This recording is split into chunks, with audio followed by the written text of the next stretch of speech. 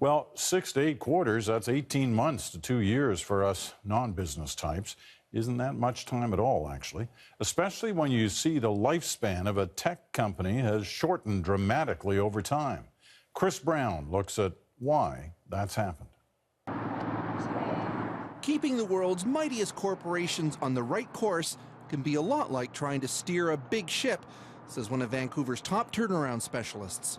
It's not going to turn in 30 seconds or even a minute. It's going to take 15 or 20 minutes. David Bowers says it requires a lot of corporate long-term thinking, which he believes often gets traded for immediate profits. I think too many companies are focused very much on maintaining the stock price, and sometimes it's at the cost of investing for the future. The lifespan of big corporations is definitely shrinking.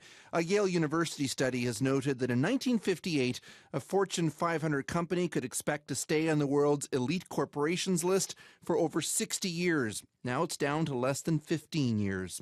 While names like Google and Amazon have been added in the last decade, big ones like Kodak, Enron, and Nortel have faded to black. At that rate, you'd expect 3/4 of the 11 iconic Canadian companies now on the list, including financial service providers, manufacturers, energy companies, and others, to make an exit. Survivability, says this management expert, turns on an ability to innovate. Over the last 40 years, we've had much more entrepreneurship, much more venture capital. So you've got all these young, fierce companies that are coming in, so something has to give. There are, of course, some standouts. Apple is one of the most celebrated stories of corporate survivability. Professor Hellman likes IBM for the way it transformed from making just computers into offering many high-tech services.